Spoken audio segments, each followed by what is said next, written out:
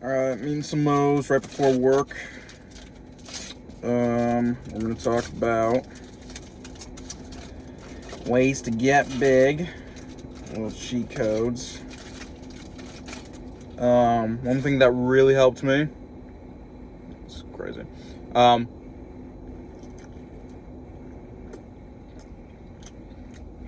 was GOMAD. And what GOMAD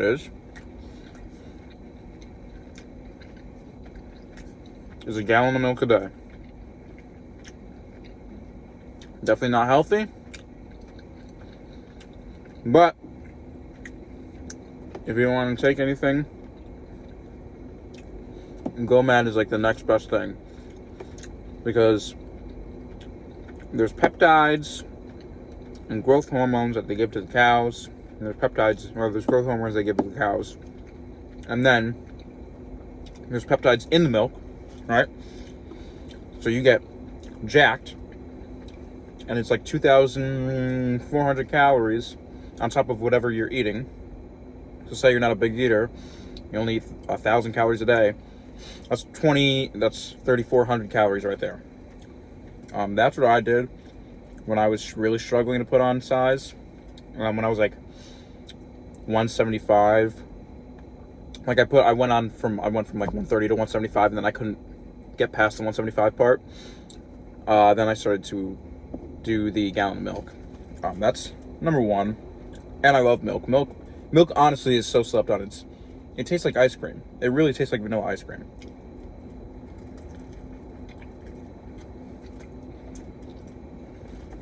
Another thing to do, liquid calories, which goes back to the milk. But if you're someone that finds themselves a hard time eating, right, and shoveling a lot of food in, you can just go and get like Mass Gainer if you don't want to do milk, or smoothies, like a high calorie smoothie. That's a great way to get shit in, is liquefying your meal replacements. I'm trying to think of stuff that is really easy to consume, high in calories. Peanut butter. I used to make peanut butter and jelly sandwiches that would easily have like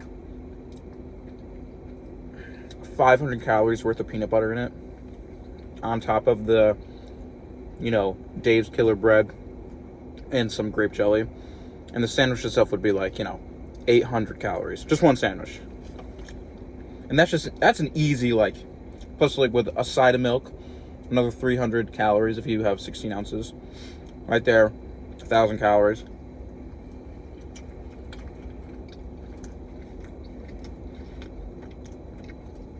If you're in college, you're trying to save money, peanut butter and jelly is like one of the best things to bulk up. Especially like a really premium brand of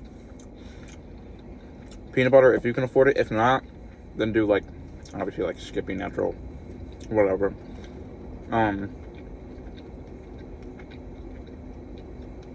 If you are going fast food, I try to stay at the chicken end of things. So if I'm going out to, not Taco Bell, because it's not, but like a Chick-fil-A, that's obviously all chicken. But like a Burger King or McDonald's, like spicy chicken sandwiches. KFC, you can get grilled chicken.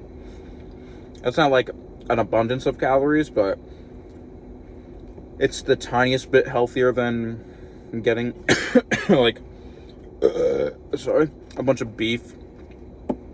And ground beef isn't inherently bad, but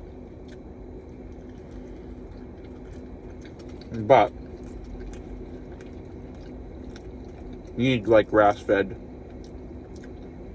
good ground beef,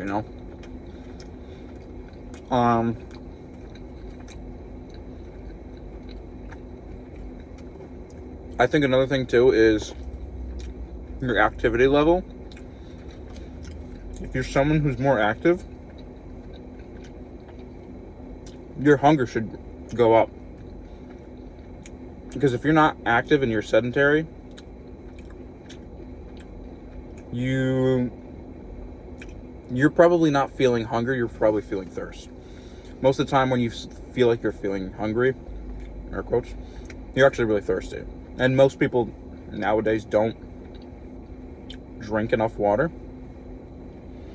I do a gallon a day, but you also need electrolytes. Otherwise, the gallon is kind of pointless and you're flushing out sodium. If you're not eating enough, especially. That has happened to me before. Where like I totally flushed it out and I was like almost fainted basically when I was doing keto. And Sam Sulik has actually gone over this, but like Powerade. I do Powerade Zero because I don't want a lot of sugar. Powerade, Gatorade, all that stuff's really good, especially if you're not. Or you can get like electrolyte sugar tablets, and you can just pour it into your water. You know, makes it a little bit easier. Another thing you could possibly do, right?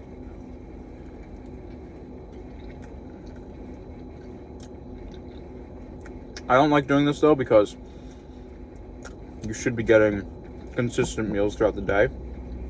But if you are someone who finds it a little bit easier to eat one meal or two meals throughout the day, just like big meals, you could double those portions up and cut down the amount of time or the amount of feeding windows. So like instead of eating 4 to 5 times a day, you eat 2 times a day, and both those meals are, 2,000 calories. I don't know how you would get 2,000 calories down. 1,500 is a little bit more realistic. And obviously, if you're bulking at 4,000, you're probably like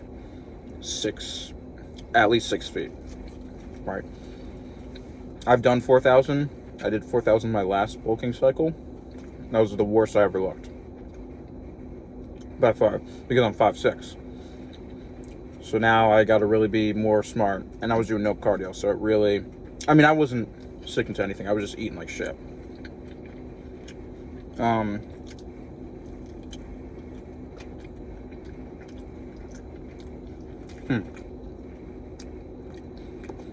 Moe's and Chipotle are probably the most important. If you're going to go out, stick to that. Like fast food wise. I mean, you can get healthy options, but I wouldn't do any kind of I don't know.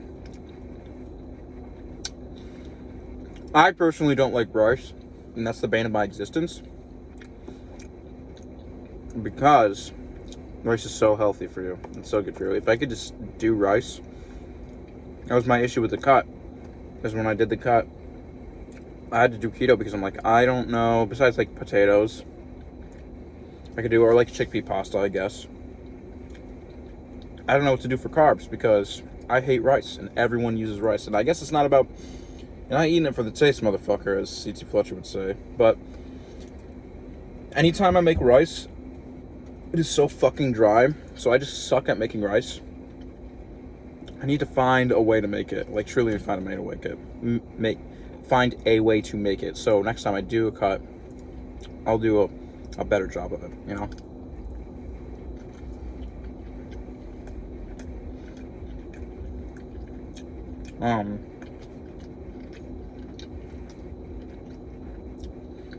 And talk about liquid calories, milk, nuts. Dude, I used to do, when I used to fucking,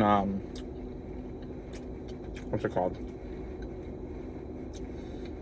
When I used to do contracting, like roofing and siding, I'd work out afterwards, but my lunch sometimes would literally be like 700 calories worth of nuts, which is like 4 ounces, 4.5 ounces maybe. That shit was so good.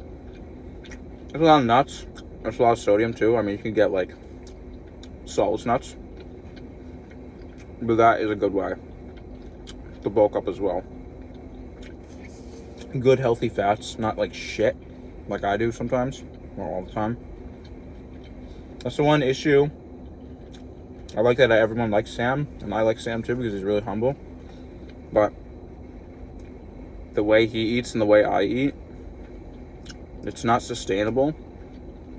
And it's going to catch up with me and him. Hopefully not anytime soon, but there's going to come a time where we're going to have to change because we can't do that.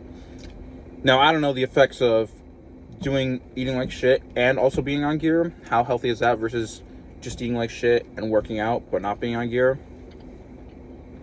You know? But we'll see.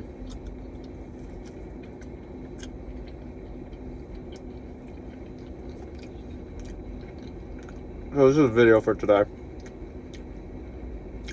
This is it. I don't even know what fucking time it is. I probably have to go. So I'll leave you guys to it, and I'll see you guys tomorrow.